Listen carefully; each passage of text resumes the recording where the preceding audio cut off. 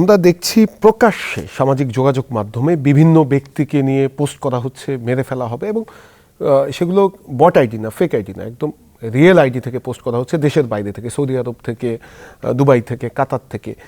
তো সরকারের পক্ষ থেকে যখন আপনি একজন মানুষকে প্রকাশ্যে তারা হুমকি দিচ্ছে এবং এই ধরনের হাদির উপরে এরকম হামলার ঘটনা ঘটলো, তো সরকারের পক্ষ থেকে আপনারা কি ব্যবস্থা নিচ্ছেন? এগুলো তো খুবই প্রকাশ্যে সামাজিক যোগাযোগ মাধ্যমে আমরা তো ম্যাসিভ স্কেলে তো আর মনিটর করতে পারি না, এটা সম্ভব না। আপনি যদি 20, 30, 50 হাজার লোককে থ্রেট দেয়, সেক্ষেত্রে আমাদের আশা থাকবে যে যারাই এরকম কোনো থ্রেট পাচ্ছেন, আমরা আপনাদেরকে বলবো যে প্লিজ আপনারা নিকটস্থ যে পুলিশ স্টেশন, থানা আছে তাকে জানান।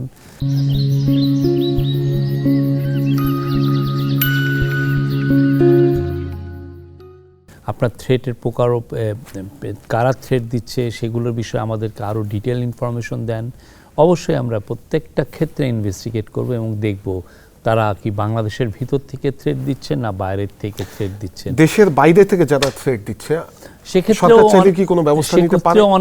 অনেক কিছু করার আছে, কিন্তু সেক্ষেত্রে আপনি তো আগে আমাকে কমপ্লেন করবেন, ঠিক না? আপনার তো এসে বলতে হবে যে আমি সিস্টেমেটিক্যালি গত 2-3 মাস এই জায়গা থেকে আমি থ্রেট পাচ্ছি, আমার এই থ্রেটের উত্তর মানে এই থ্রেটকে আমি ক্রেডিবল মনে করছি।